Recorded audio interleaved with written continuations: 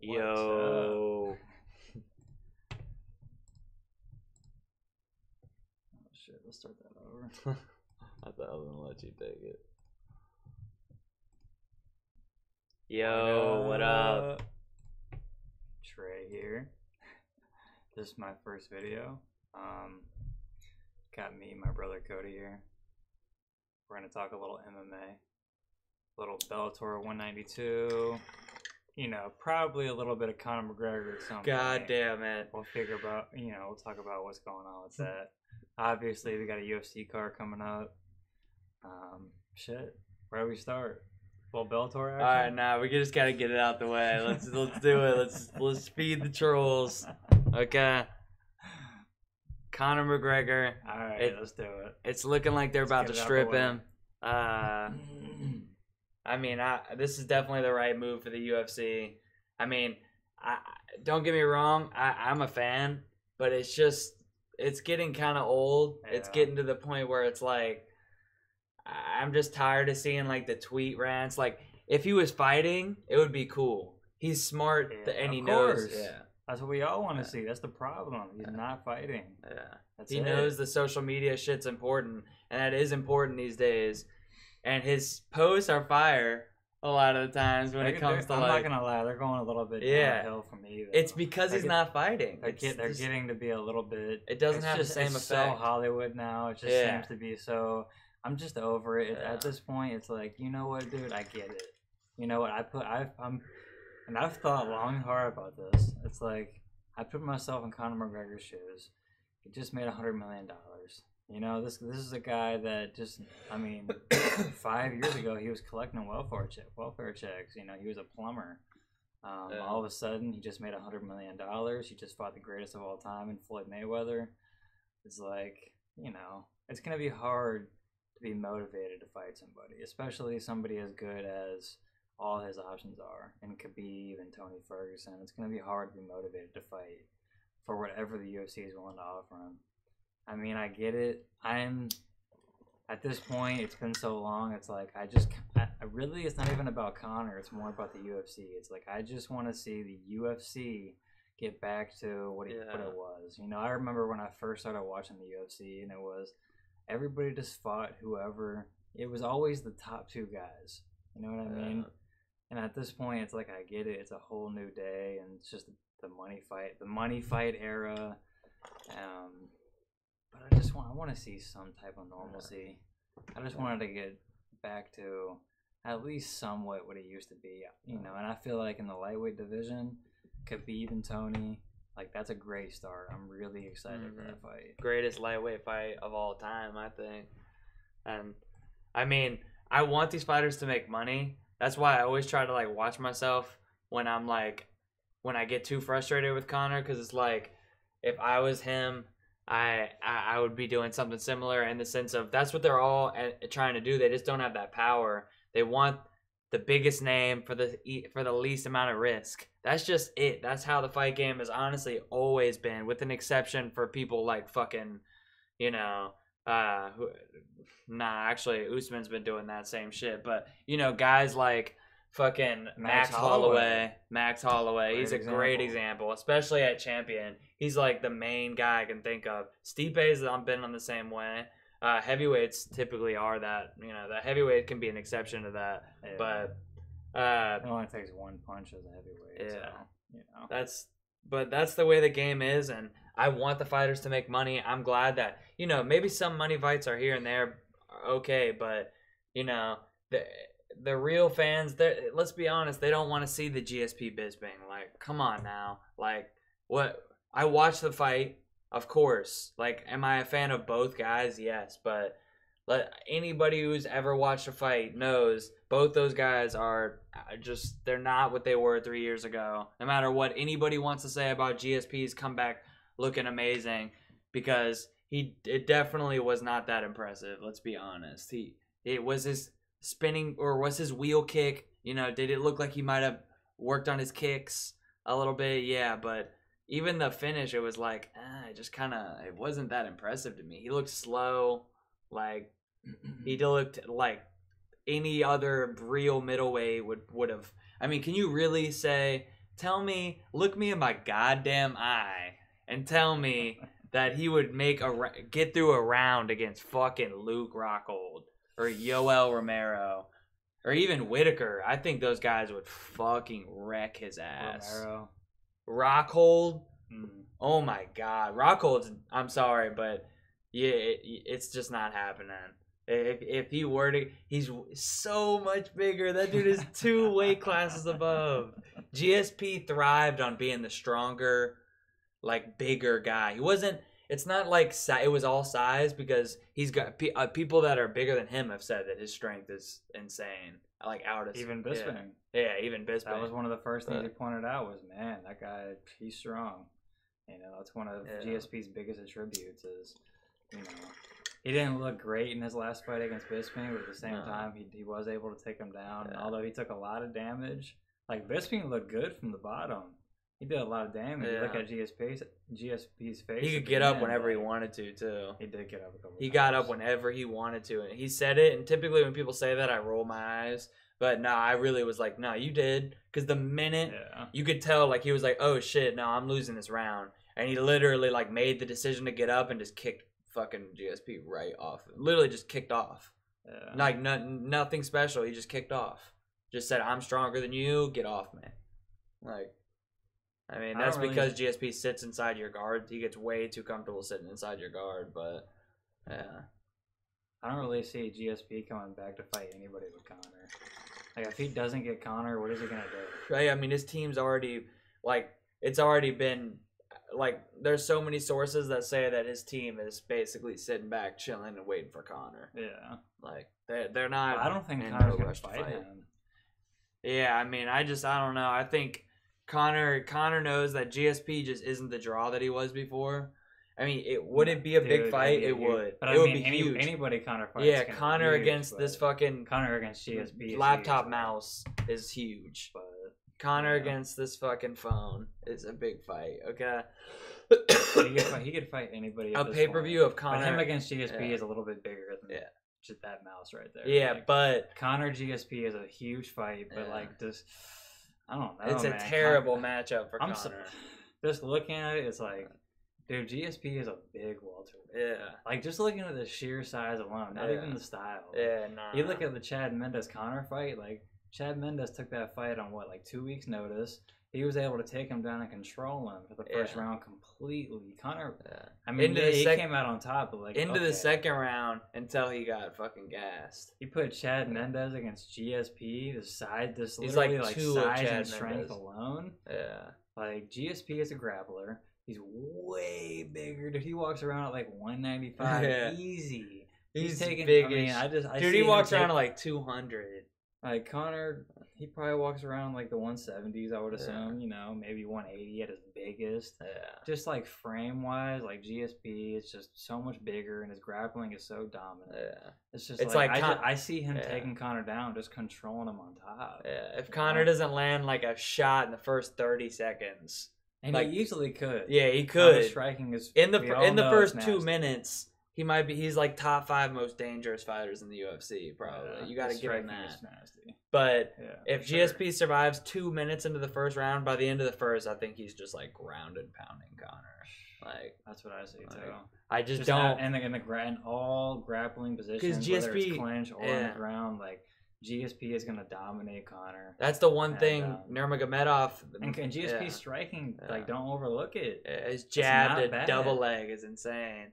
Yeah, and one thing that I feel is super overlooked about Conor's games is reach. Yeah, and GSP has really long arms too. Yeah, and he uses it. And he trains with guys that are karate style. He doesn't just have long arms, but he actually uses it. He actually he has one of the best jabs in MMA. Yeah. Which is crazy because he's not a boxer, but this is one big thing too is Nurmagomedov. Yeah, is his fucking top game just as good if not better than GSP's? It might be, but the thing is Nurmagomedov likes to show that he can strike. Khabib likes to be he's got a little more pride. GSP doesn't give a shit. No. He'll hump your leg. Right. He don't give a fuck. Fighters, go.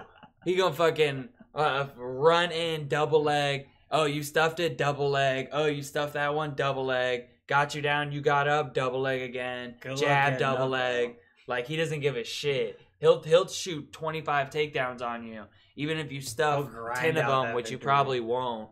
He'll keep doing it. He has no shame, and no shame in GSP's game. Yeah. Nurmagomedov there is. He likes to prove, oh, I can strike, I can box. He likes to say, I can box better than these guys. I can strike with Conor.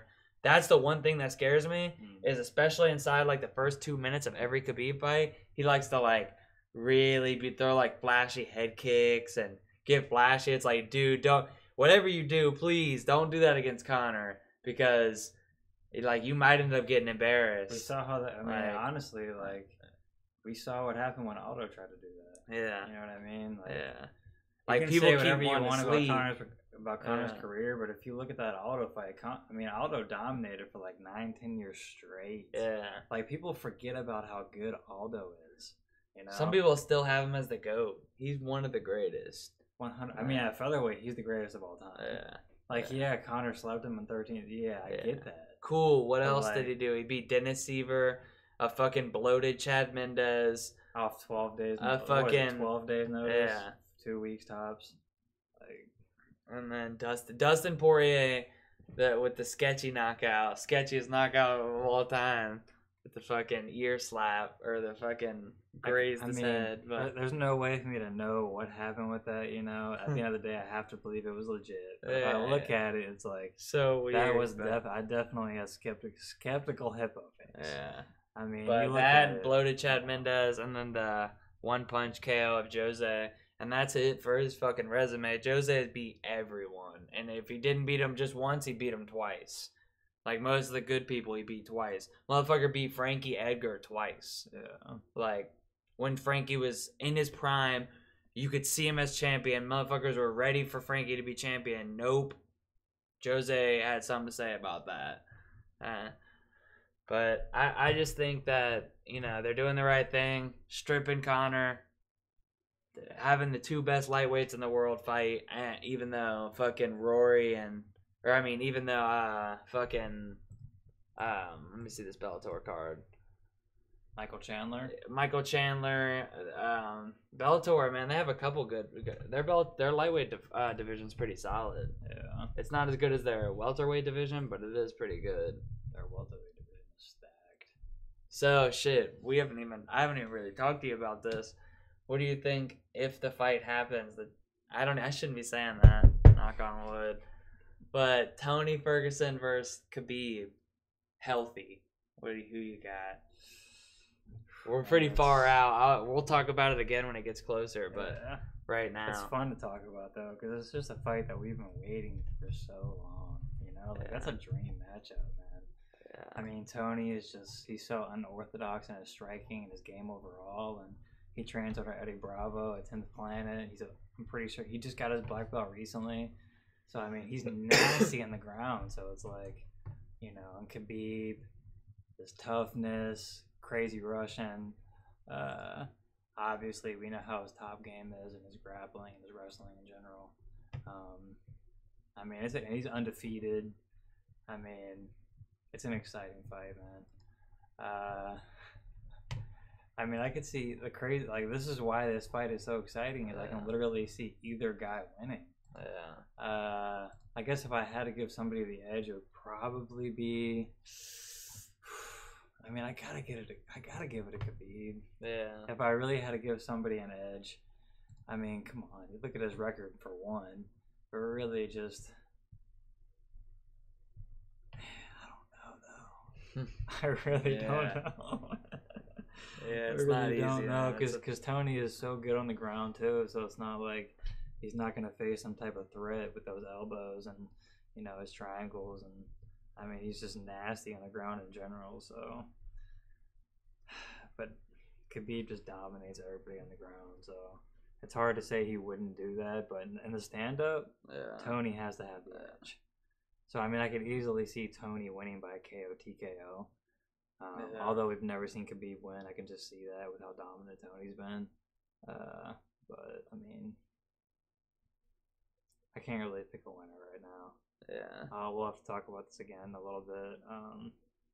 So it's definitely a toss-up. It's honestly like, at least within my memory, like this has to be at least top 3, if not the greatest lightweight fight of all time. Yeah, I think it's the greatest. Honestly, I've been trying to think of better, and I mean, people are gonna have recency bias, of course, but like, so maybe that's what it is for me.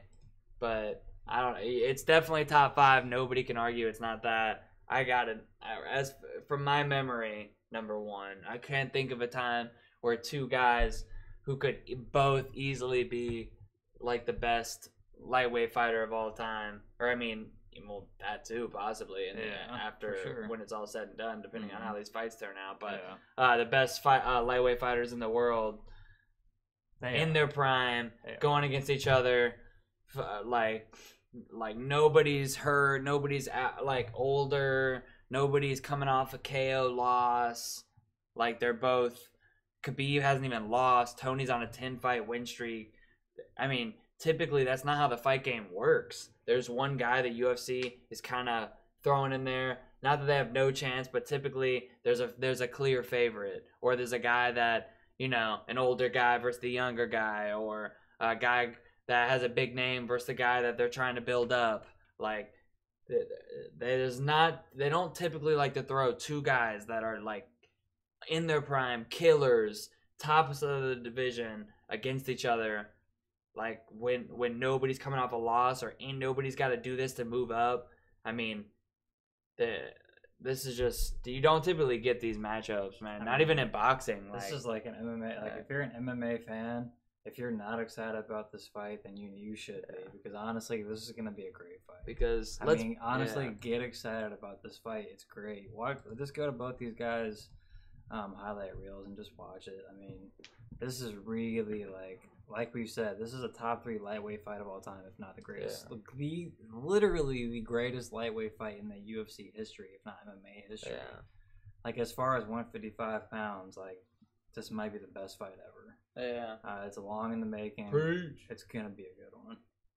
So I mean, I don't see how this fight could suck. I honestly, my early prediction is I think Tony, like, they're both grapplers. Khabib's gonna take him down. Tony's great wrestler too, but you're not fighting Khabib and not getting taken down no matter who you are. Unless you literally catch him in the first 30 seconds or some shit, which we've never seen before. But unless some freak shit happens, you're gonna be on your back at some point. Tony just gets, like, he's great off his back. I think if he's smart, he doesn't get too comfortable off his back, because I think Khabib could just overwhelm, like, his submit to Tony. Like, Tony's completely comfortable off his back. He'll stay down there for the round, and I don't think that's smart against Khabib. I think my early prediction would be that, not that it's going to suck, but I do think that it's going to be a Khabib decision.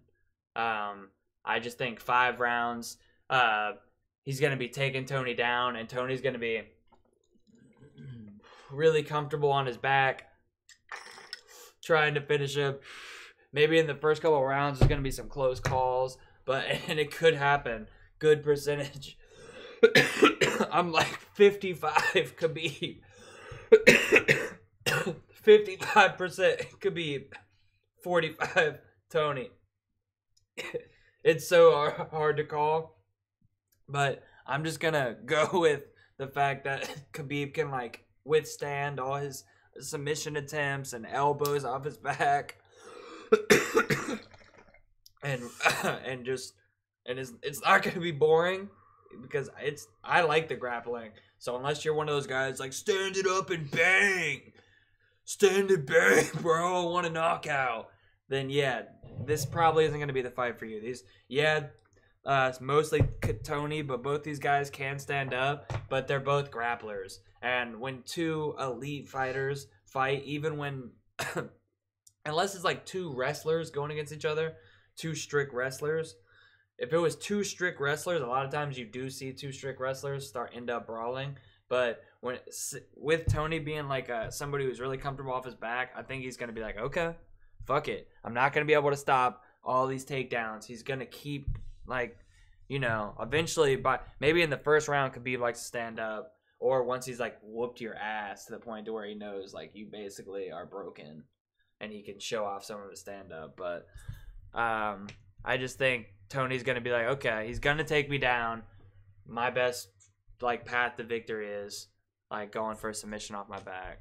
So could go either way. We'll definitely talk more about it later on when it gets closer. But getting into this Bellator card, look at this card, dude.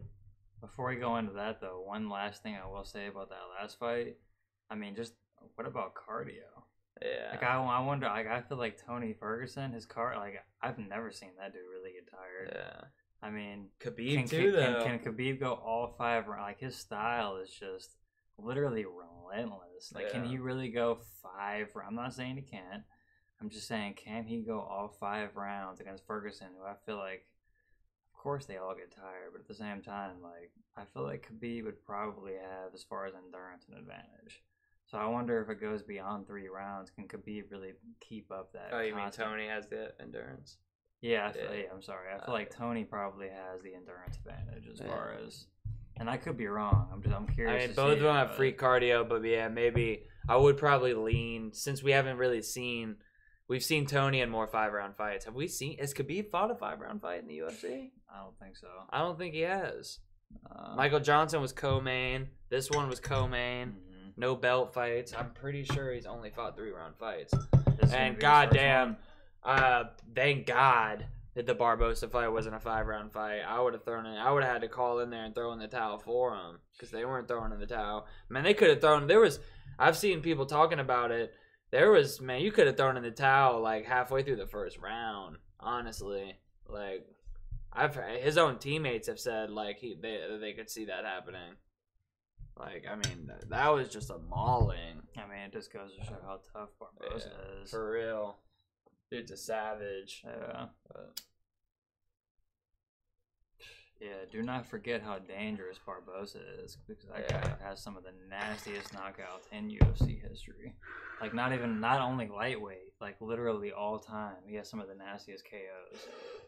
Like I always think about the Terry Edom knockout. Like that knockout I'll never forget that knockout. You know, it's just something that's literally embedded in my mind, like how filthy it was. So just goes to show how good Khabib is, and Ferguson is the champ, and I feel like he's the legit champ, you know, honestly. Not to go back to Conor, but just real quick. Like, he literally went to the lightweight division, fought Eddie Alvarez immediately, got the win, and was the champ. So, like, I don't know. But, like, technically he's the lightweight champ, but me personally, I view Ferguson as a champ. But I look at how many fights he's won in a row with that division. Yeah. Conor has 1 win in that division in the UFC. So I want to see him back, dude. I am not a Conor hater. Trust me. I We're love both Conor. fans, but you just gotta be real. Just being real. If you watch MMA, like you just gotta like be like I'm definitely not a Conor hater. I'm the first person to be like, I'll check the Instagram. I'm on the freaking Twitter. I want to see like what he's doing. I'm a fan, definitely. But at the same time, I'm like at the end of the day, I'm a UFC and MMA fan over a Conor fan. Like you know what I mean? I'm a fan of the sport. Above the sport. Yeah, I'm a fan of the sport over a single fighter. I love Conor. I want to see him back more than the rest of y'all, if not just as much. But you know, looking at it realistically, I feel like Tony Ferguson is the real lightweight champ. He has such a 10 straight wins, and they're not giving him chumps. Yeah. They didn't pave him a road, because I love Conor again, but let's be real. His fights to the title weren't exactly the highest caliber of opponents. And when his highest caliber opponents, when those fights happened, Chad Mendes, short camp, the Jose Aldo fight, I'm not one to say the fluke or anything. It's still, hey, you caught him. But fucking props to you. But, you know, any other fucking, if it would have been anyone else, Jose would have got that fucking rematch. How do you not give Jose an immediate rematch? You give fucking Joanna a rematch. Conor felt bad about that. Yeah, I'm off. Yeah, but at the end of the day, he felt bad about it, but he also didn't want to fight him. Yeah. So, I mean, and I get it. If I'm you, you can't beat that. I already knocked you out in 13 seconds. What are you going to start saying in the promos? I knocked him out twice? Okay, sounds a little better, but not worth doing an entire 6 months dedicated. So I get it business-wise. I get it. But let's be real. If anybody in the world deserved a media rematch ever in the history, that's like Chris Weidman knocking out Anderson Silva with that knockout or with that punch where he was leaning back and not giving him an immediate rematch. Except it's even worse because at least then, while it was still similarly odd, this one was a 13-second knockout. You don't knock out somebody in 13 seconds that's been winning for 10 years and not give him a rematch. Right. That is why do you think Jose? It wouldn't happen. Like that fight would be a lot different now. Dude, obviously. Mentally, I don't think Jose has recovered from that. Like in the sense of like he was the champ. Even though the UFC never really like got really behind him, and maybe that's his fault for never pushing harder to learn English. I mean, because it is what it is. You're fighting in America most times. You're on TV in America most times. Like, yeah, they put you on in Brazil, but of course you're going to make most of your money out here. So if you really want to get in big, you got to do what these other Brazilian champions are doing, like Damian Maia, who's the other one I was just thinking of like 2 seconds ago? Even Anderson Silva. Verdum. Yeah, like you got to follow what these dudes are doing. Look at them. Their names are much bigger than yours. Well, you compete just off straight resume, but like nobody has those like interviews of yours because the translating just doesn't do it for us. It's hard. You can't really blame. It'd be the same way if it was us and you were a Brazilian, you don't understand English, you had to hear the translator. You're not really gonna, of course you're gonna gravitate towards fighters who you can connect with more because you can understand what they're saying and shit. Right. So I definitely think that played a role. But Jose is one of the greatest of all time, and he's the greatest featherweight of all time unless Max can continue his dominance. If Max can beat Frankie, all the top guys. Which not only is the next top guy, shout out to fucking Max. The hashtag blessed era. It's refreshing. That's literally the best way to describe it. Yeah, for real. It really is. In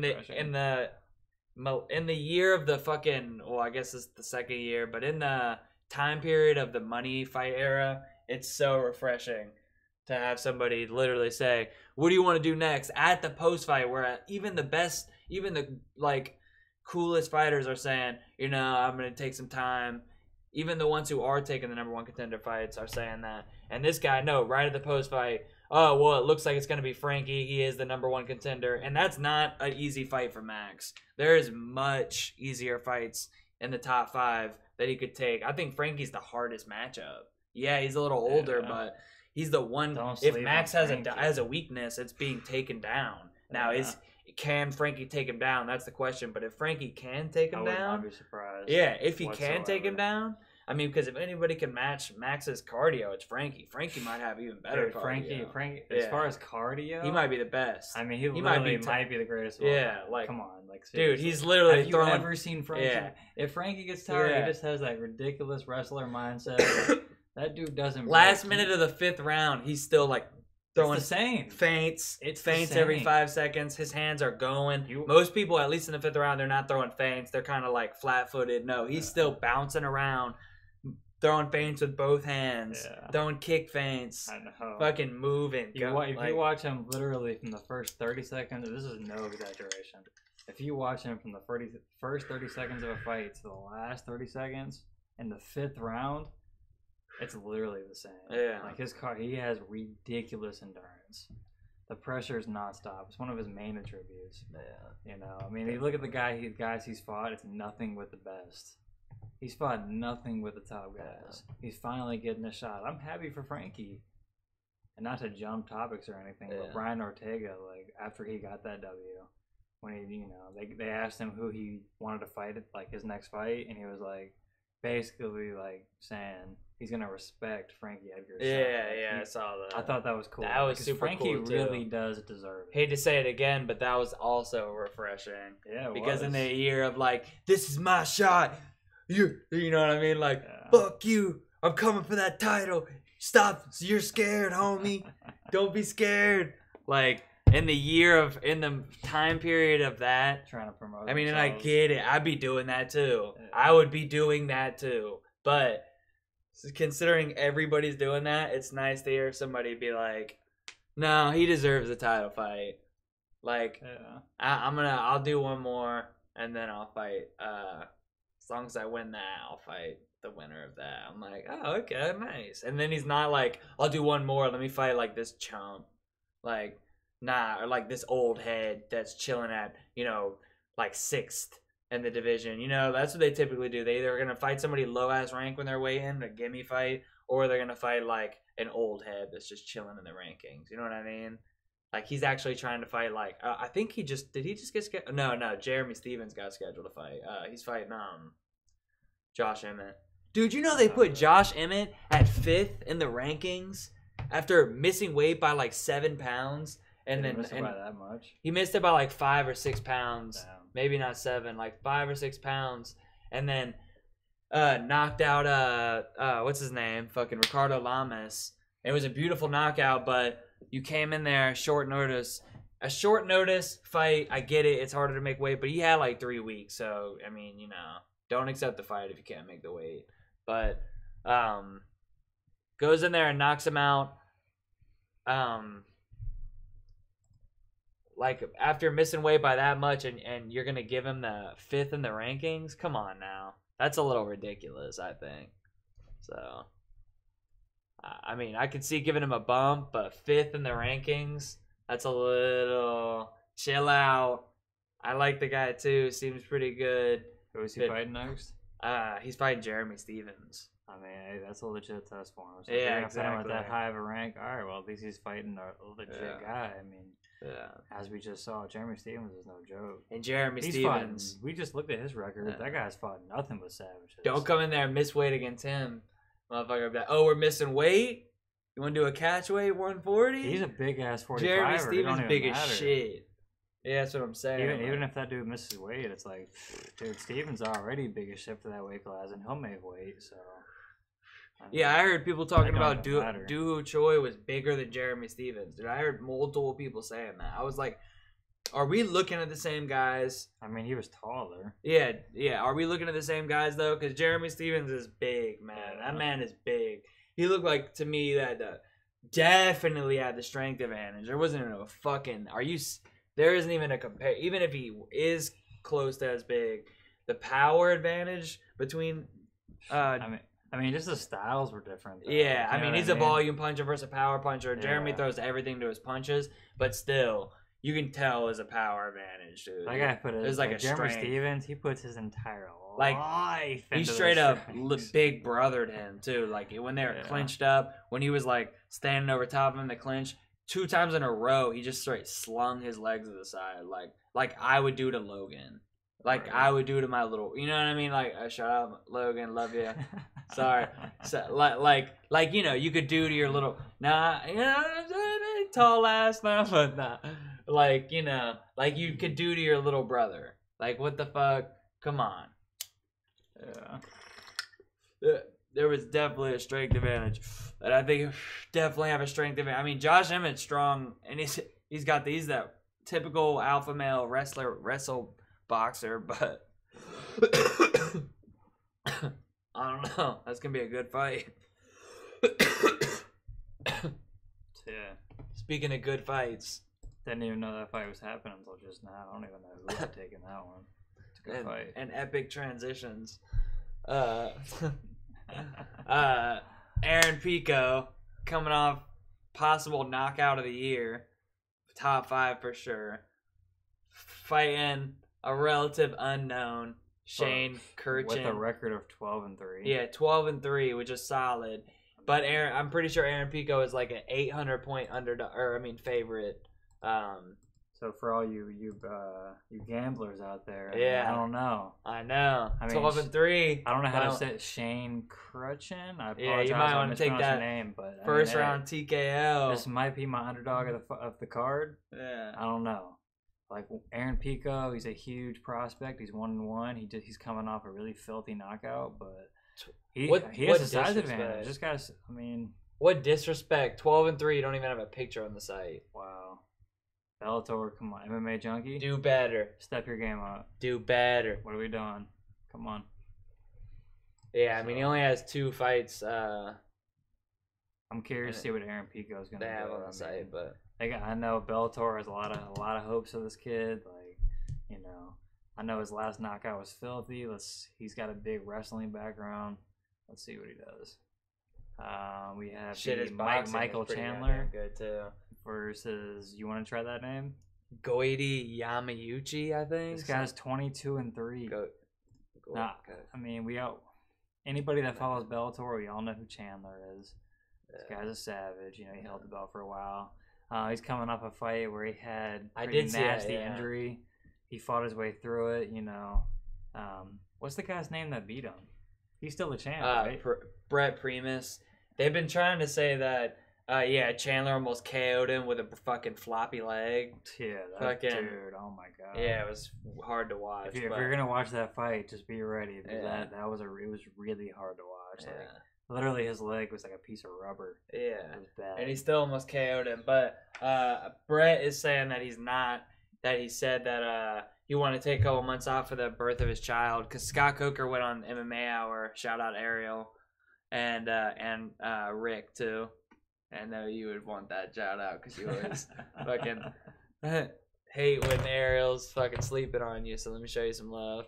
But shout out. Scott mentioned on there that I'm saying Scott like I just fucking golf with the guy, but on first name basis, got his number on speed dial. He pissed Brett Primus off by saying that they're basically just insinuating that he was just ducking the rematch with Chandler, and Brett said he just wanted to take 2 or 3 months off for the birth of his child. So, who knows who's lying, but, give him the benefit of the doubt. At least Chandler's fighting a pretty legit guy. I watched a highlight video on this guy because I had no idea who he was. And seems pretty damn legit. Obviously not a lot of big names that he's fought.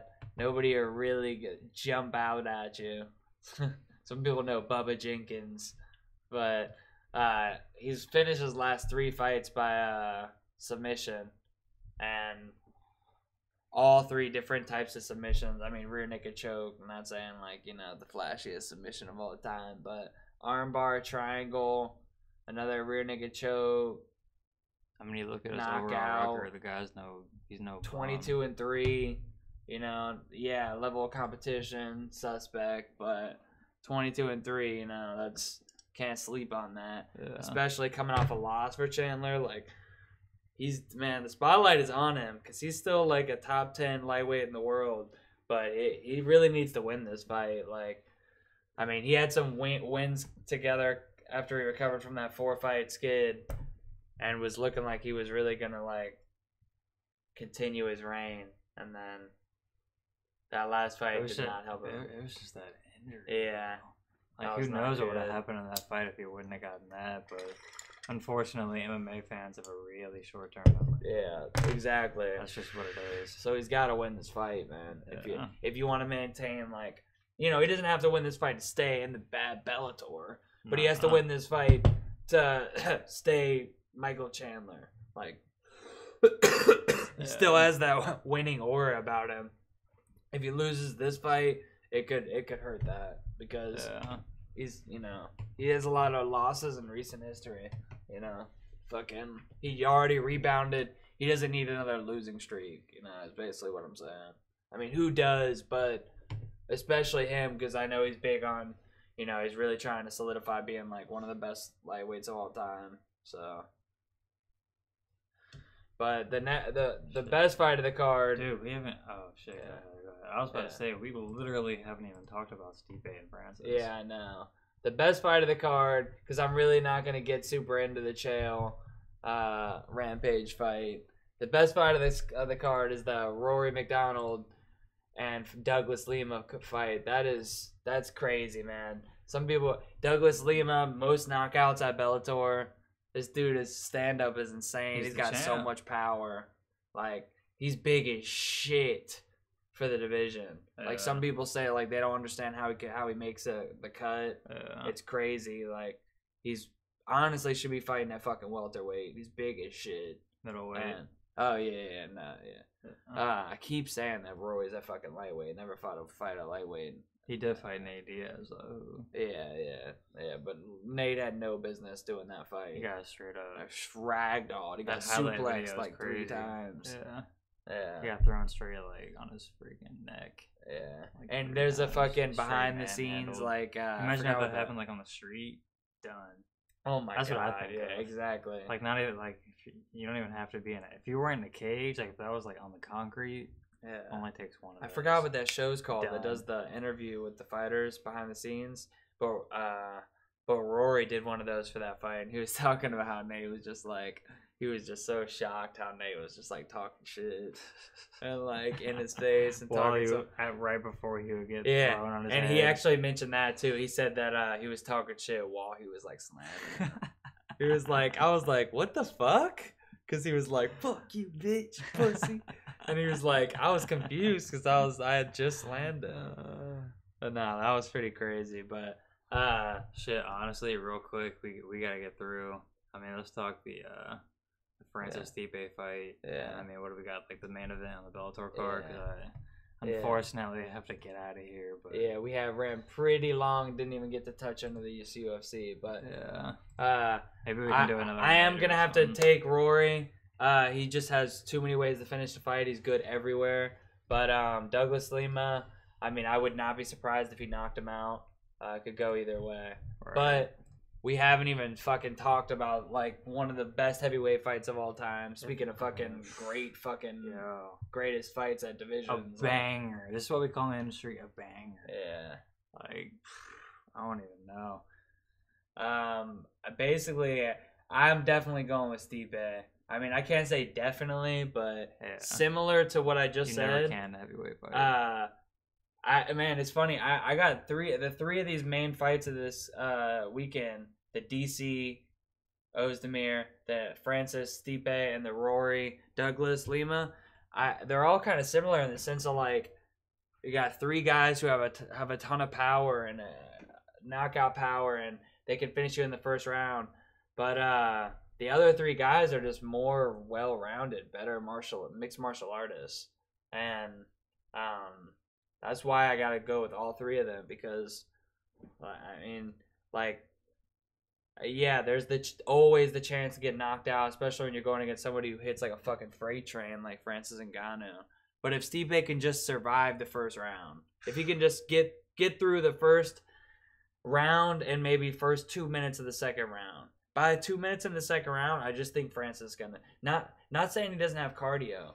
I'm not saying he doesn't have cardio because we haven't even seen that yet. He's gone. That's a key point. Right there. We don't even know. He might have cardio. We need to see where Francis is. I don't think he has cardio like Stipe. And I think if he knocks him out, in that situation, we haven't seen Francis there yet, so it's literally impossible to say. Yeah, we'll see what happens. Exactly, but I just think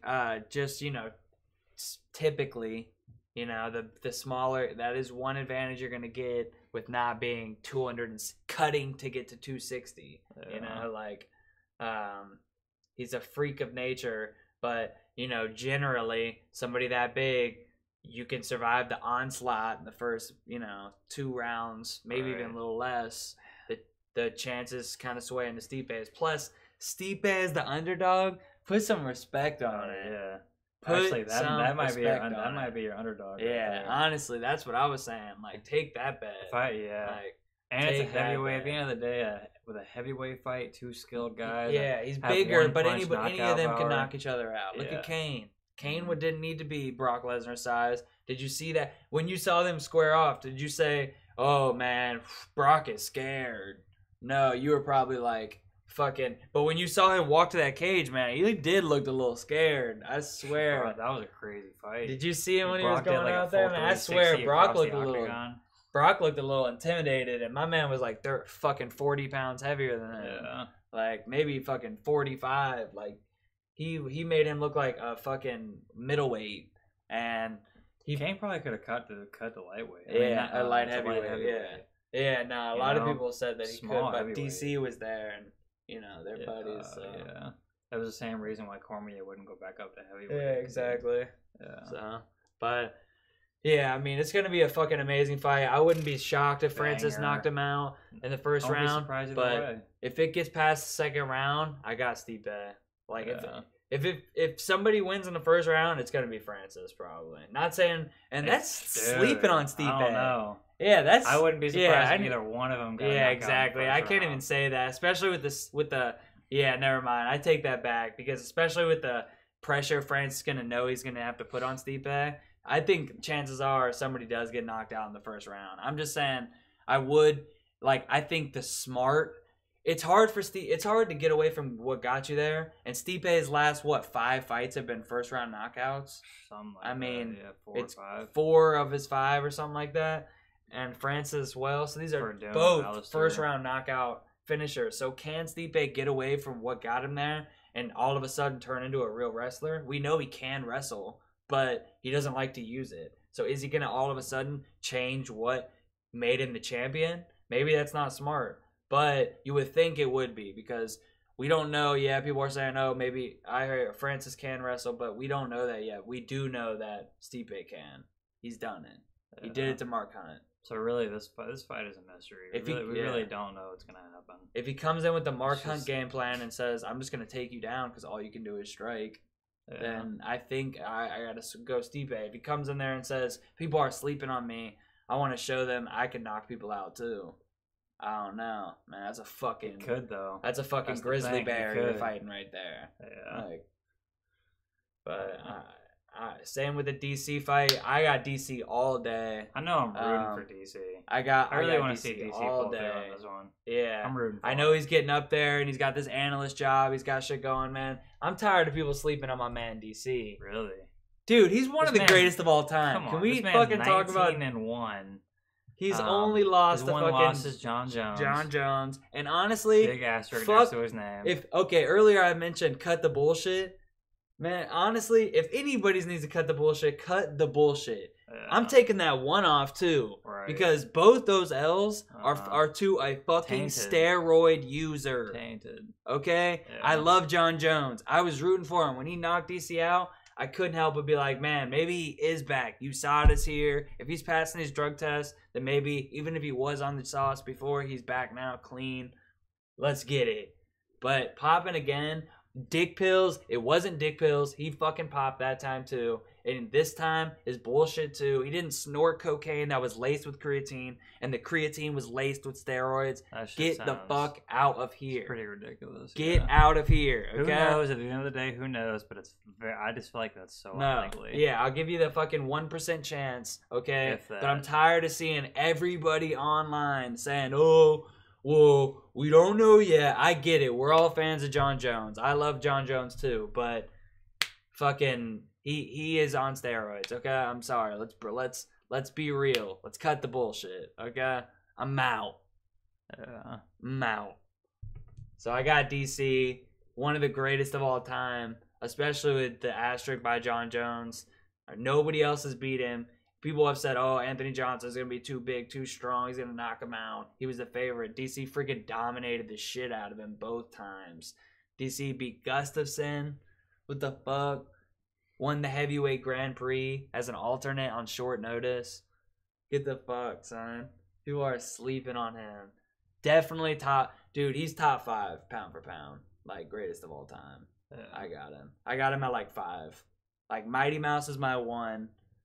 Then you got like GSP, Anderson Silva, even though they got asterisks too, and John Jones. They all 3 got asterisks, in my opinion. Even though GSP never failed a test. I got skeptical hippo eyes.